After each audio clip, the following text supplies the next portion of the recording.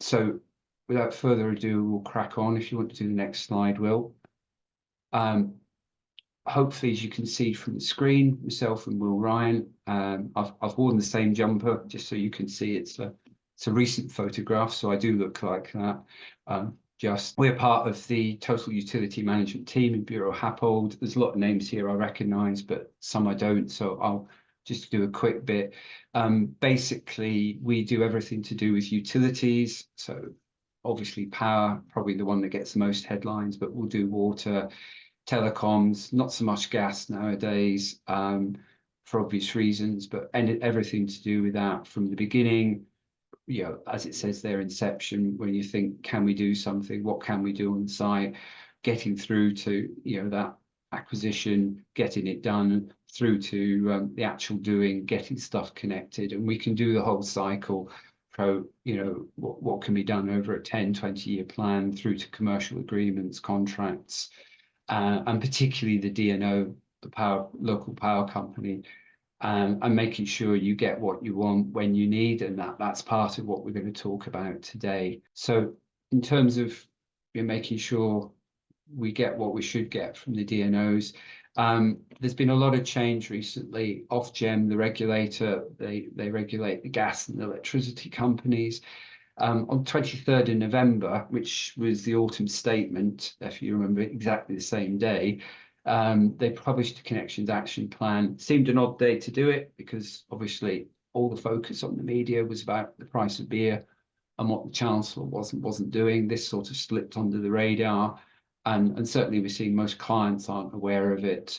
The strap line was connection dates that better meet customers' reasonable needs. And there's a quote there from Jonathan Brearley, the Ofgem chairman. But it's good news because it talks about changes to make the connections process better. The interesting thing, and I came across this a few weeks ago, as a consultancy, we're seeing more and more problems getting power available for developments, more and more work needed in terms of reinforcement, enabling work, if you like. However, when you look at the macro position, and that's what this graph is, that's the total UK demand. And as you can see, you know, almost from 2005, where it's peaked there, 2005 onwards, it's dropped. And I think most of us would recognise the reason for the drop in 2008. You know, 2008, obviously, for those that remember, there was a big financial crash there, and a lot of economic activity stopped. But it's carried on. It's not gone back to where it was, and you can see it's definitely on a downward trajectory. And some of that's going to be LED lighting, energy efficiency, and the rest of it. But I thought it was interesting just to put that up because in that backdrop of demand going down, you've probably seen a lot's been written, and this is primarily where the Connections Action Plan comes from, is a 60% increase in demand by the middle of next decade, which, 2035, that's not a long way away. So if you're talking about a 60% increase in power over the next 11 years, because that's what we're talking about from now, that's a huge increase in power and a huge increase in activities. And that's where the Connections Action Plan is coming from. Something needs to change to get that done quicker, and if you're doubling it by 2050, it's not like this is something that's going to be brief. It's going to carry on.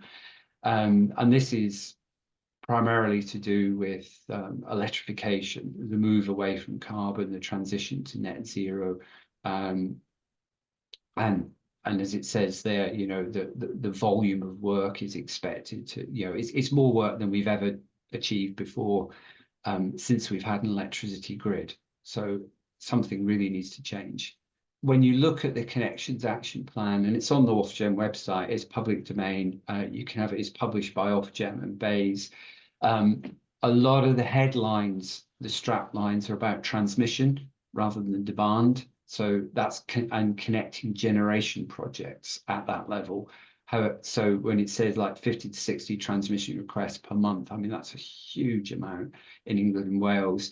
And what's been seen has been, and I'd be interested in people's views, certainly we've seen this, is an increase in delay for projects.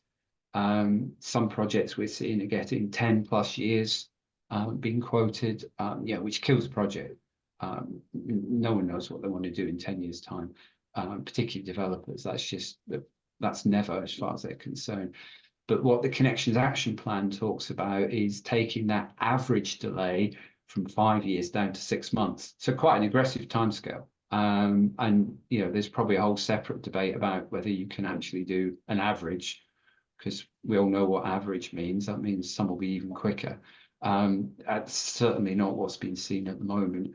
And the drivers for that is electrification. So, when you're talking about decarbonising heat, the majority of heat, particularly domestic, but heating in the UK is primarily by gas. If you decarbonise that, it invariably is electricity, whether that's direct electric or heat pumps, it's still electric. And then you've got transport, the whole growth of electric vehicles, charging the vehicles themselves, that's all more power.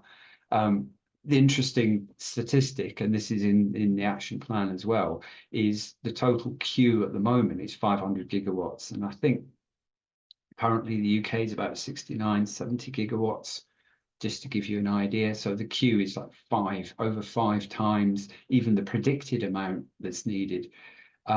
So there's plenty of power coming, which is at odds with some of the stuff that's being published in terms of oil and gas and exploration and fossil fuel generation, because the queue is primarily renewables. So the good news there in terms of transition to net zero. But the bad news is this is a lot of stuff that needs connecting. So what's happening? There's basically 6 key actions in the action plan. And bearing in mind, all these kind of things are done with consultation and involvement with people. So, you can see here Ofgem trying to appease and cover both parties, because if you talk to the power companies, whether that's the DNOs that do the local power or National Grid that do the transmission level, they will say, well, we do all this work, only 1 in 10 projects go ahead. So we do all this work producing quotes for work that doesn't happen. And the first action talks about raising entry requirements, and this is to try and put a throttle on those speculative applications. And this is at the transmission level, and it means at the transmission level, and if you don't have a letter of authority, so we, Bureau Happold, we're consultants, so if we come along and make an application at the transmission level, we would have to show that we were acting on behalf of the landowner or the developer, something that you have to do at distribution level already. And there's a separate action on the DNOs to provide recommendations by the end of Q1. I should have said this earlier, a lot of these targets are quite aggressive. So you see end of Q1, and March is this week, so Q1 is rapidly approaching, but the DNOs have got to provide recommendations on how to remove speculative applications at their level by the end of Q1, so effectively the end of next month. The next one, I've seen a number of people here will probably recognize this, removing stalled projects. This happens at all voltage levels. The Connections Action Plan, as I say, focuses heavily on transmission, but this happens at distribution level as well. I've written some articles before, but, the analogy is like when you're on holiday, it's sun loungers, people putting towels on them, reserving a lounger all day when they don't use it at all, or they only use it for an hour. The system is first come, first serve. So you get your application in and you're ahead of everyone else, whether you're going to go ahead or not. And there's a number of projects that are stuck in the queue, that are stalled. A good example, we'll cover projects involved with this one, but Huawei people probably heard of Huawei. They were quite active. They had a number of projects in the UK, connections applications. Things happened with the government, which basically meant Huawei didn't have work in the UK anymore, but those projects still sit in the queue. And the DNOs do not actively remove people, or have not to date been actively removing people. So they just sit there taking up power. So there's work going on at the moment where the DNOs and the transmission operator are going through the queue and removing, and we're seeing signs of this improving things already, to be fair, where they're actually applying queue management. What this means to you as a user, though, is you are going to see in your connections agreements milestones, far more milestones. So if you don't progress, you will find the power company coming after you saying, you know, milestone 1 was due this month, where are you? And you could lose your place in the queue as well by not being ready. And there's also historically the problem that the industry's had is overestimation. People come up with estimates of power, percentages are added for security, future use, maybe I need it, and then a big number is taken, and then that's reserved. A good example is London, where when the London network is running at peak demand, it's only working at 60% of its electrical capacity. All the rest of it is taken up with developments that use power. And we're seeing this already, is the power companies will be looking at people's agreements, and it'll be a bit of a use it or lose it. We've seen this with data centers already, where data centers are being chased and saying, you know, you've got 100 MVA agreement, you're not using it, you know, and they will take that back if it's not used. The next one is better utilizing the network capacity. This is where they assume, what they do is they look at what they think the peak demand will be, and everything is done on worst case. And one of the things that drives me mad is batteries, where I think most people know there's a lot of money to be made with batteries, but that's charging these commercial scale batteries up at night and then discharging them at peak during the day, because that's the peak time. The power companies will assume it's being charged at peak and they'll add it as load, which is balmy. And then that means the network's sterilized because there's a battery on it. This action is, and again, Q1 is looking at better ways, more realistic ways. And like I say, that 60% London peak demand is a good example, is we're looking at better ways of looking at and using a network capacity. And one of the and again, this has gone under the radar. One of the more interesting ones is they're now supposed to allow you to take power while the reinforcement's gone ahead. In the past, it was, we'll do the reinforcement and then you can have the power. They're now supposed to offer you the two to go in parallel, which is a step forward, though we're already seeing games being played with that, unfortunately. This is addressing the towels on the deck chair scenario, and moving away from first come first serve to the phrase used is shovel ready, but you know, basically first ready, first served, and particularly looking at strategically important projects and bringing them forward if they are ready, in preference over other projects which are, you know, maybe stalled or running slow for whatever reason. Housing is a good example. I think most people know on the call that speeds up and slows down depending on what's going on the housing market. So you could quite easily let another scheme go ahead if the housing market's taken a dip, for example. And again, you can see the recommendations at Q1 for the approach and the allocation of capacity in Q2. This is a hot topic, I think, for a lot of us, is about data and processes. It's incredibly difficult if you are a developer and you want to connect to the network. It's incredibly difficult to find out, is that going to be easy, difficult? Is it going to be, yeah, we're just going to run a cable across the road and you'll be connected, no trouble? Or are you looking at one of those doomsday 10-year, we've got to do all this work and really we don't want you to connect because we haven't got power? And a lot of it seems to be like a piñata approach where you're sort of flailing around in the dark. They don't want to give you the information. you get GDPR and everything thrown at you, which is all, you know, questionable.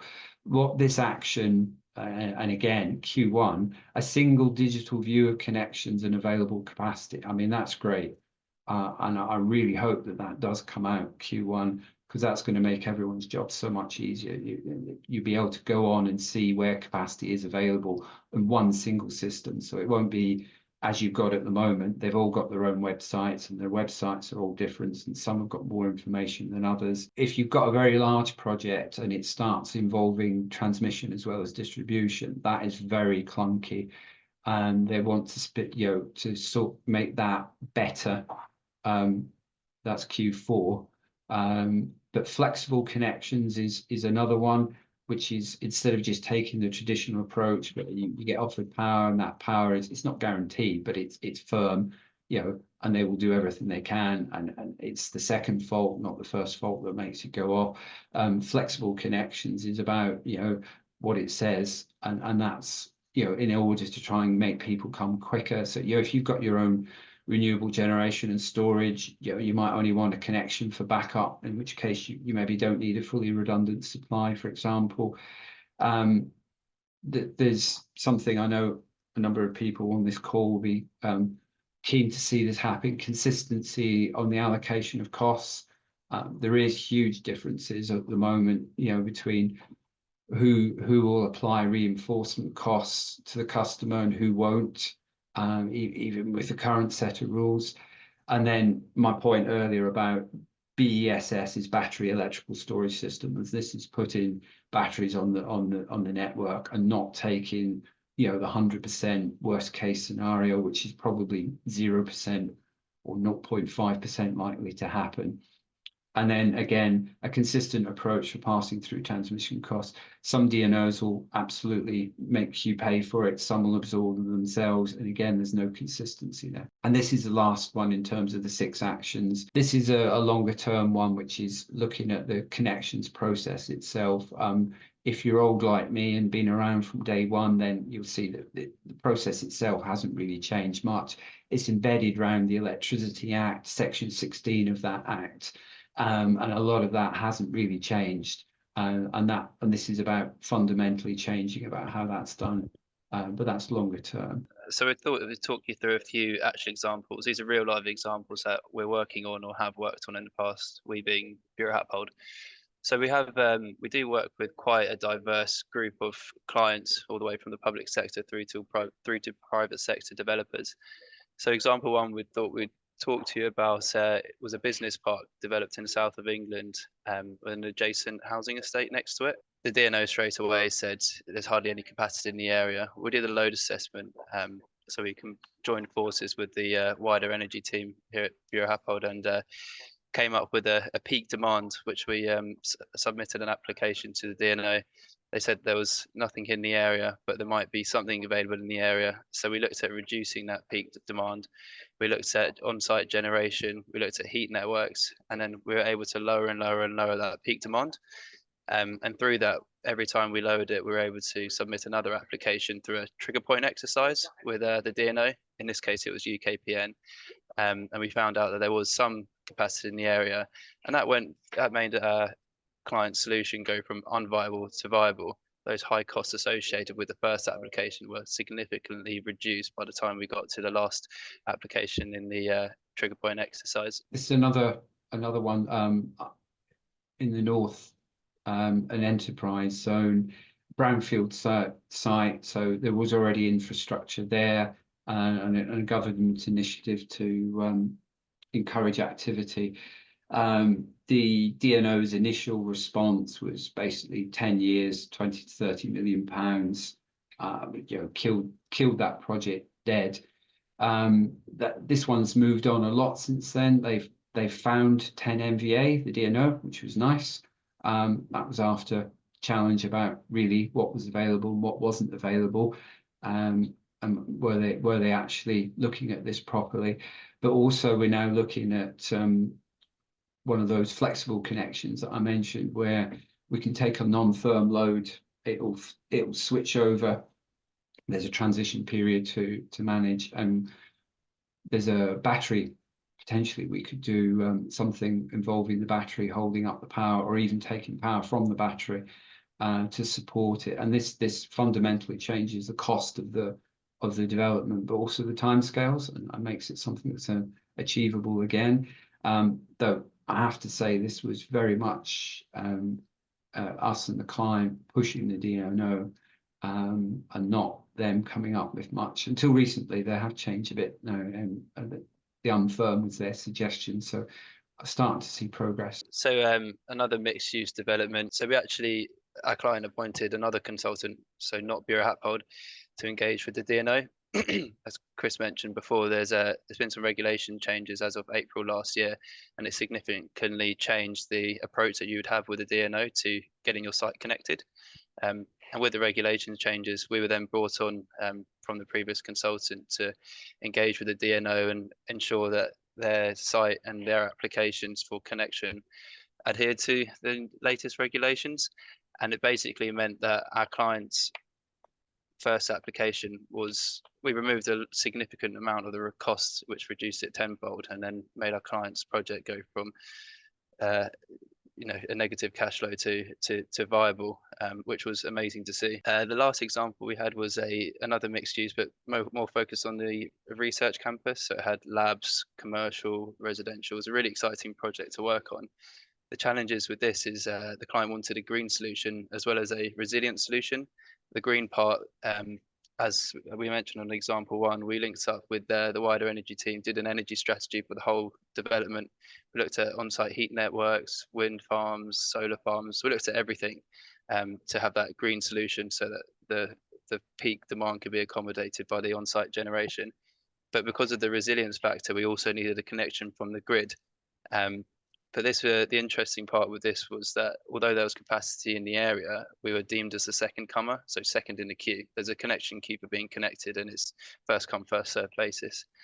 And because this was the Huawei exercise that Chris mentioned to earlier, we were able to find out who that third party was, Huawei, and challenge their milestones with the DNO. When you apply for a connection and accept an offer, you have to meet milestones. And if you don't, you're eligible to be removed from that. So we were able to have those conversations with the DNO, remove Huawei for reasons mentioned earlier, and then promote our client to be first in the queue, which ultimately saved a considerable amount of time. So, I mean, don't get me wrong, this is a good step forward.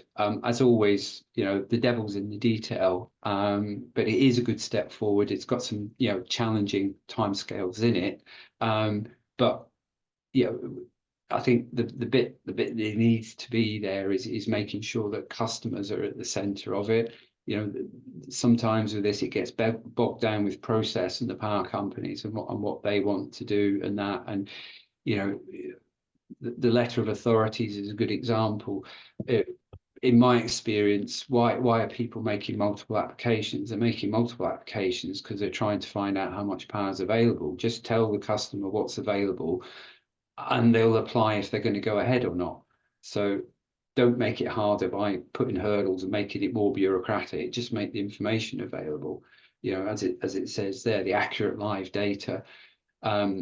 That's the key bit, so people can see what's available, without having to make an application. I think in terms of people on this side of the fence, I think it does need to be a focus on getting load calculations right. We see, in the work we do this as an activity, and we do see huge variation. And at the moment, there's nothing that pulls up a consultant if they overestimate, but everyone's worried about being underestimated. But if you overestimate and ask for power, you can quite easily kill a project because the power that you're asking for is not available. And it's good to see that Ofgem do recommend that specialist advisors are used, and I do think that's an area that needs to be tightened up on. And the final bit is there's some really aggressive timescales in that connections action plan, but there's nothing about incentives or penalties or anything. It's completely silent in terms of what happens if these timescales aren't met. It's just says we want this done by this date. So it's completely unclear what, if anything, Ofgem will do if these dates are not met. And experience of the industry is that those dates will not be met, unfortunately. And then the last bit is, like I said earlier, contrary to what we're seeing with the overall demand for the UK, it seems that more and more reinforcement is made, and we are seeing on our projects more and more now reinforcement being needed at the transmission level to enable distribution projects. Yet, despite the changes that Ofgem made last April, where generally you don't pay for reinforcement at the distribution level, you do at the transmission level, and Ofgem in their own paper last year recognised that this was inequitable and said they'd looked at it and they were minded to look at it again.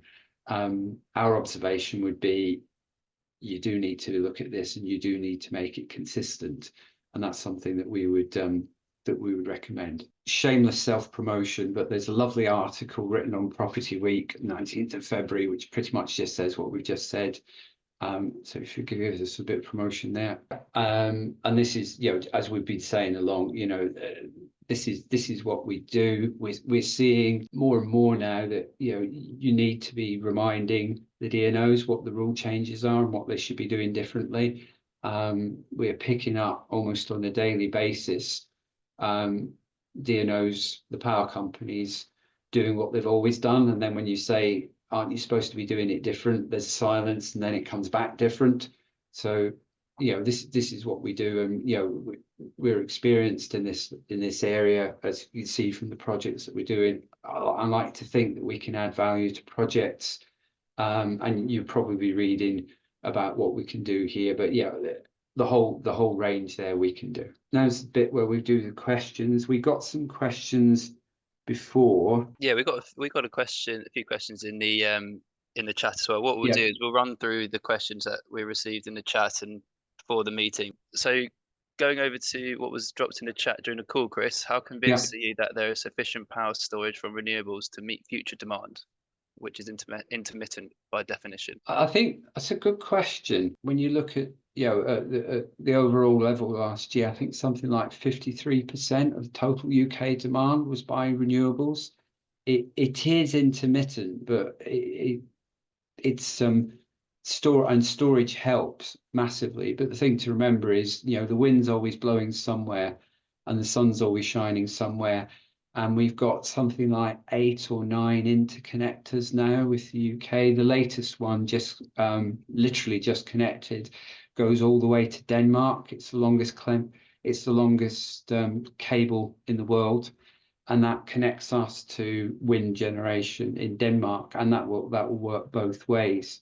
So I think storage, and there's a huge amount of activity on the network with storage going in at the moment, as I referred to. That's what all these BESS ones are. So I think the way it's going, I think the answer with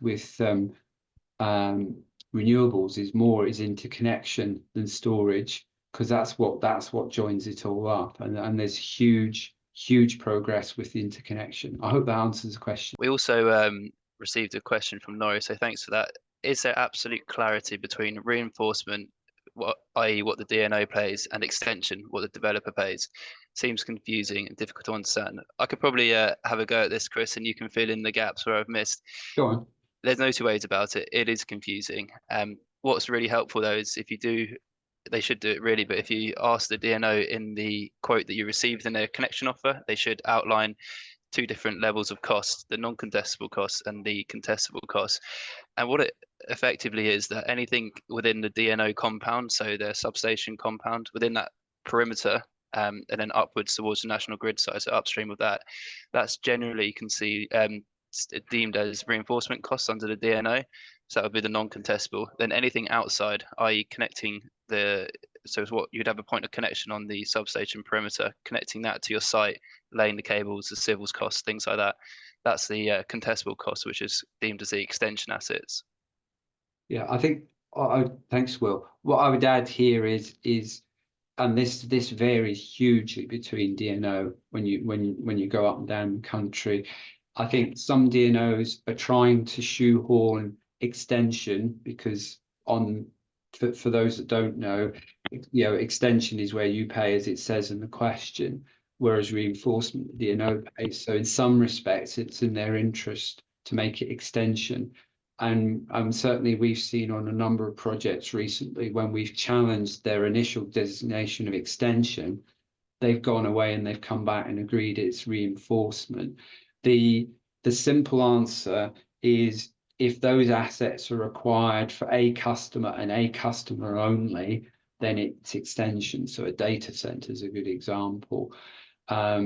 Whereas if it provides capacity for the wider network, it's reinforcement. That's sort of the short answer. But there's definitely games being played here with the DNOs trying to bend this to suit what they want. So what are the main challenges to sustainable power infrastructure and projects aiming for decarbonisation in line with government targets? Are these hindrances impacting projects' abilities/desires to meet NZC targets? Yeah, the main challenges at the moment is cost and time scale. This sort of ties in nicely with what we just said about the difference between extension and reinforcement. We're seeing, certainly for reasonably sized loads now, more and more reinforcement work being required on a project by project basis. And the problem is, even if you win the argument about cost, the time doesn't change. And I think one of the biggest challenges is probably the time. And this is something we've highlighted before. If the power company tells you it's 10 years, there's no mechanism under the current process, even if you absolutely could do it quicker, to challenge that, to get them to revise that. There's no formal process. You can challenge them informally. So timescale is I think is probably the biggest challenge, but that's driven by the work that's needed to be done. Thanks, Chris. Yeah. There's a few questions on batteries and how they would come into play. So I think I'm just going to frame it as, how do you see batteries having a fit in reinforcement costs to developers? How do you see batteries overcoming some challenges that we're seeing with our clients? If you take everything that I said about timescale, if there's significant reinforcement works that you can do, one thing to look at is, and the short answer is yes, you should be incorporating batteries into it. At the moment, if you look at developments, and there's a number of developments, business parks that have been marketed as green developments, 100% renewable generation and storage on site, they've actually got 100% DNO connection. If you are looking at unacceptable timescale and costs from the DNO, what makes, and this goes back to the first question we took, what makes renewables work is the battery. Solar is a good example. If you want power at night, solar ain't going to work. But if you've got a battery, the battery can store up the excess power during the day, and then power you during the night. So and it's a game changer. It's an absolute game changer on a location by location basis. It is absolutely a game changer, whether that's wind or solar. So absolutely yes, but do that in conjunction with your connection application, because that could more. And with the changes, what I referred to in last April was what was called Access SCR. Most people have focused on SCR, which was significant code review, which was the change into charging. But access is about how you access it. And this is where you can take what I said is a non-firm connection. So it's not 100% redundant. Now, if you've got storage and generation on site, you probably don't need 100% redundant connection. And those are a lot quicker and a lot cheaper. Yes. Hopefully that covers the battery. We had a few questions on how you can speed up, expedite the connections process. Could you just give us a quick overview, maybe a few bullets on how we, apart from engaging with Bureau Happold, of course, how to speed up that process? The main thing is that there's an SLA that runs this. A high voltage connection is 65 days, but what the rules say is 65 days from when they have all the information, and they will not start the clock till they've got all the information. So, as Will said, one of the things that we do with clients is we make sure that we hit the application with everything they need on day one. And you need to say, do you have all the information? So, force them, because they won't tell you they've stopped the clock. And that's the biggest one. And you'd be surprised, saddened, whatever, the number of times where you say, do you have all the information? And then they go, no. You say, well, what is it? And that's the biggest thing. Make sure they've got all the information, they haven't stopped the clock, and provide all that information at the start. You won't save time by making a part application. Thanks, Chris. And can you tell us about what kind of impact a queue management strategy is having on the availability of demand and export connections? I mean, it's very varied at the moment. We're certainly seeing people actually being dropped off and power becoming available. So it is getting better. The DNOs do seem to be cleaning up, which is good. And it does change from a week by week basis. So the answer might be no last week, and it might be yes this week. So that is improving, and that is as they're taking, whether it's import or export, what you need is to take something off the system to allow yours to come in, and that they do seem to be tied. I know that from talking with them, they've got dedicated teams going through this, and that does seem to be improving, to be fair. Are underused existing connections to neighbouring sites ever proving helpful? Yes, is a short answer. I used to work for a power company, as some people on the call know. You can basically approach someone that's not using all their power, and you can persuade them by whatever means. Sometimes they'll just give it up. Sometimes there's an agreement that's made to let their power go, to make power available for you. That works if they're in the locality, and I've done that, and yes, it will speed things up. Does this work if someone else is already in the queue? Can you give the power to a specific party? If someone's made a connections application, it's basically a contract, and it's a contract between two parties, and that contract can be novated from one to another. So you can take it over. Now, obviously, that works completely if you're taking over a building or the same location. What you have to do in terms of giving power to a specific party, you can get them to either cancel or modify their connections agreement to release it. And you can do that in parallel to your discussion with the DNO. You just need to make sure you're the next one behind in the queue. But that is basically what a lot of in that connections action plan is looking at, is this dynamic queue management. So rather than party A giving it to party B, what the changes are is if party A is in front of party B, but B is ready and A isn't, then the DNO will move one in front of the other. So you wouldn't have to ask someone to give that up, which I think is a lot better way of doing it. Though I'm sure there's going to be arguments about who is and isn't ready.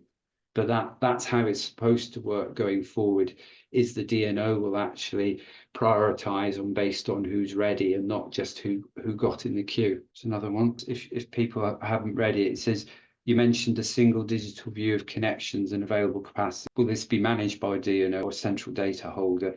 And how confident do you feel about the quality of the information? I think I will be pleasantly surprised if this is on time and very good, just because of the sheer complexity of it.